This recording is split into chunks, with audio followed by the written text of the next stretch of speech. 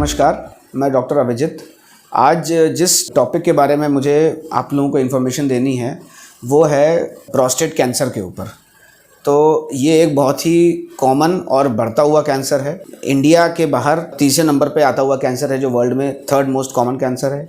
India में भी जब से टेस्टिंग्स और पेशेंट की अवेयरनेस, पेशेंट को इसके बारे में जानकारी बढ़ गई है, तब से ये भी फोर्थ या फिफ्थ नंबर का कैंसर इंडिया में मोस्ट प्रेवलेंट है। तो पहले तो प्रोस्टेट, सबको मालूम है कि प्रोस्टेट एक अखरोट के शेप का एक ग्रंथि जो कि पेशाब के थैले के निचले हिस्से में पाया जाता है। और ज़्यादातर प्रोस्टेट की दिक्कतें 45 साल की उम्र के बाद पुरुषों में चालू हो जाती है। ये ग्रंथि सिर्फ पुरुषों में पाई जाती है और इसीलिए इसका कैंसर सिर्फ पुरुषों में ही होता है। और इसको कोई स्पेसिफिक लक्षण जो ये कह सके कि उसको प्रोस्टेट कैंसर है, ऐसा कुछ भी नहीं होता है। नॉर्मल लक्षण, नॉर्मल पेशाब में आने वाली दिक्कतें, जिससे कि पेशाब का धीमा होना या पेशाब में जलन चिलकन होना या पेशाब में ब्लड आना या पेशेंट को कोई पेशाब से रिलेटेड दिक्कत हो, जब हम उसको नॉर्मल इन्वेस्टिगेशन, रूटीन इन्वेस्टिगेशन जब करवाते हैं, तब ये मालूम चलता है कि उसको प्रोस्टेट कैंसर का अंदेशा है या सस्पिशन है।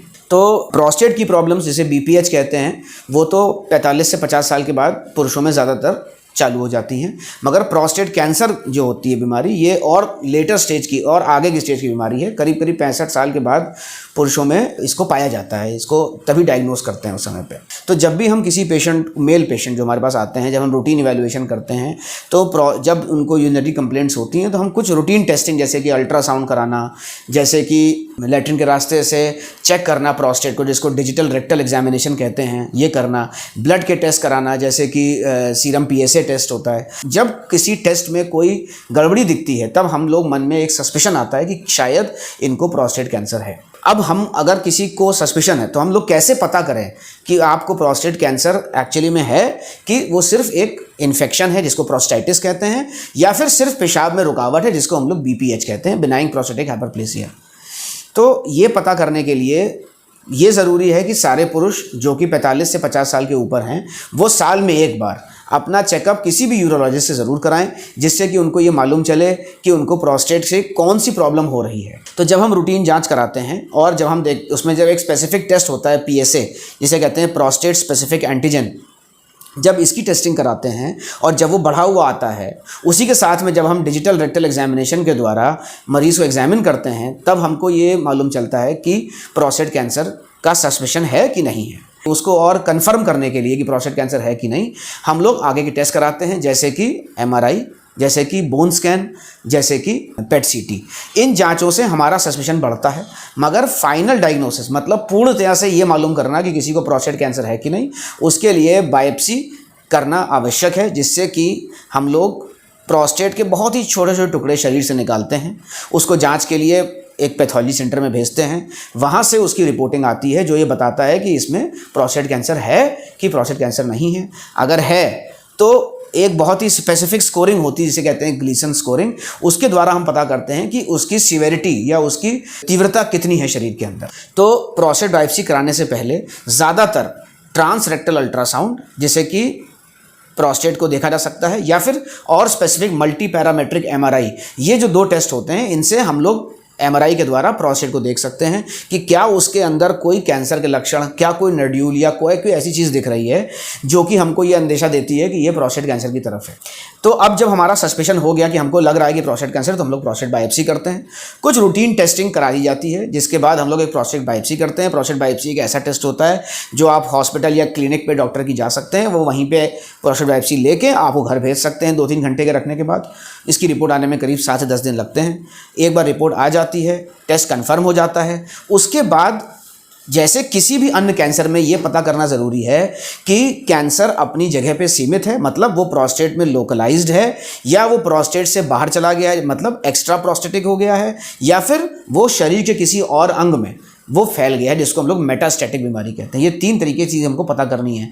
इसके लिए हम लोग क्या करेंगे, अब इसके लिए हम लोग पेट सीटी, जो कि स्पेसिफिकली पीएसएमए पेट सीटी होता है टेस्ट, ये हम लोग कराते हैं और उससे हम लोग मालूम करते हैं कि कैंसर लोकलाइज्ड है प्रोस्टेट में, वो प्रोस्टेट के बाहर चला गया है, या फिर वो शरीर के किसी अन्य हिस्से में फैल गया है। अब अन्य हिस्से में मतलब सबसे ज़्यादा कहाँ कहाँ फैलता है प्रोस्टेट कैंसर। सबसे पहली बात कि प्रोस्टेट कैंसर कैंसर के सेल्स ब्लड के थ्रू कहीं भी फैल सकते हैं पूरे शरीर में। प्रोस्टेट कैंसर के जो सेल्स होते हैं वो ज़्यादातर रीढ़ की हड्डी और अन्य हड्डी शरीरों की, रिब केज या फिर पेल्विक बोन्स नीचे की, ये कहीं भी इन जगहों पे जाके फैल सकता है और वहाँ पे लक्षण पैदा कर सकता है। तो कई बार ऐसा होता है कि पेशेंट हमारे पास ऑर्थोपेडिक सर्जन जो हड्डी के डॉक्टर होते हैं वो भेजते हैं कि देखिए आप कि पेशेंट को फ्रैक्चर हो गया है, इस एज का पेशेंट है जो 70 साल का है और जब हम लोग ने इसको एग्जामिन किया तो उसका PSA टेस्ट बढ़ा हुआ है, तो ऐसा लगता है कि कहीं वो प्रोस्टेट कैंसर ही तो नहीं है जो कि फैल गया है हड्डियों में। या फिर पेशेंट आएगा कि उसको रीढ़ की हड्डी में बहुत सीवियर पेन हो रहा है, सब इलाज करा लिए, आराम नहीं मिल रहा है, एग्जामिन किया या टेस्टिंग कराई, उसमें देखा कि PSA बढ़ा हुआ है, तो हमको ये लगा कि ये प्रोस्टेट कैंसर की तरफ डायग्नोसिस जा रही है। तो जैसे मैंने बताया कि ये एक सब काफ़ी सारे लोगों को मिला के इसकी डायग्नोसिस बनाई जाती है कि हमको रेडियोलॉजिस्ट की ज़रूरत भी है, हमको ऑर्थोपेडिक सर्जन की ज़रूरत भी है, यूरोलॉजिस्ट तो डायग्नोस करता ही है इसको, प्रोस्टेट बायोप्सी की ज़रूरत हमको होती है। अब एक बार अगर प्रोस्टेट कैंसर हमने डायग्नोस कर दिया पेशेंट को, तो अब हमको अगला स्टेप पता करने का ये है कि वो किस स्टेज में है। तो जैसे मेडिकल टर्मिनोलॉजी अगर छोड़ दें तो आम पब्लिक की, आम जनता के लिए ये समझना ज़रूरी है कि प्रोस्टेट कैंसर एक स्टेज 1 एक तरीके से वो हो गई जो कि सीमित है प्रोस्टेट में, स्टेज 2 वो हो गई जब वो प्रोस्टेट से बाहर अगल बगल के ऑर्गन्स को इन्वॉल्व करा। तो प्रोस्टेट ऐसी जगह पे बैठा हुआ है जिसके ऊपर पेशाब का थैला है, जिसके पीछे हमारे बड़ी आंत है जिसको हम लोग सिग्मॉइड कोलन रेक्टम कहते हैं, और उसके अगल बगल काफ़ी सारी खून की मोटी मोटी नसें हैं। तो क्या वो वहाँ तक फैला है? तीसरी चीज़, क्या वो लेवल 3 चला गया है जिसमें कि वो बोन्स में या फिर अदर ऑर्गन्स जैसे कि लंग्स, जैसे कि लिवर, जैसे कि ब्रेन, इन सब जगहों में फैल गया। तो किसी को भी कैंसर होना एक अपने आप में एक शौक है, अपने आप में एक ऐसी चीज़ है जो पेशेंट परेशान हो जाता है सुन के। मगर अच्छी बात यह है कि प्रोस्टेट कैंसर जब भी हमने सही टाइम में डिटेक्ट कर लिया है, जब भी हमने ये पता कर लिया है कि ये अभी लोकलाइज्ड बीमारी है, अभी ये बीमारी अपनी जगह पे सीमित है, अर्ली स्टेज में डिटेक्ट कर लिया है, तो फिर पेशेंट को ट्रीटमेंट देने से हम उसकी लाइफ उसको हम कम नहीं होने देते हैं। पेशेंट अपनी नॉर्मल लाइफ जीता है, जो थोड़ी बहुत ट्रीटमेंट ऑप्शंस अवेलेबल है उसी को कराना। बहुत ही स्लो ग्रोइंग कैंसर होता है, बहुत धीमे धीमे बढ़ता है। मतलब अगर आज किसी को अर्ली स्टेज में प्रोस्टेट कैंसर डायग्नोस हो गया है, तो अगर हमने सही टाइम में ट्रीटमेंट कर दिया तो 14-15 साल की लाइफ स्पैन जो आराम से वो पेशेंट व्यतीत कर सकता है। अब आती है बात कि हम लोग कैसे ट्रीट करते हैं प्रोस्टेट कैंसर को। तो ये एक बहुत ही वास्ट टॉपिक है, बहुत बड़ा टॉपिक है, और ये एक ऐसी प्रॉब्लम है प्रोस्टेट कैंसर की जिसमें कि सारा ट्रीटमेंट जो है वो इंडिविजुअलाइज्ड होता है। मतलब हर पेशेंट का ट्रीटमेंट अलग होगा। जैसे 2 पेशेंट्स जिनको सेम बीमारी है, जिनका सेम एज है, मगर उनको कोई और प्रॉब्लम साथ में है कि नहीं, जैसे कि कई पेशेंट्स हैं जिनको ब्लड प्रेशर भी है, डायबिटीज़ भी है, उनको पहले भी कोई सर्जरी हो चुकी है, पहले कोई ऑपरेशन हो चुका है, या फिर एक पेशेंट ऐसा जिसको कुछ भी नहीं हुआ है, जो हेल्दी है, जो चल फिर रहा है।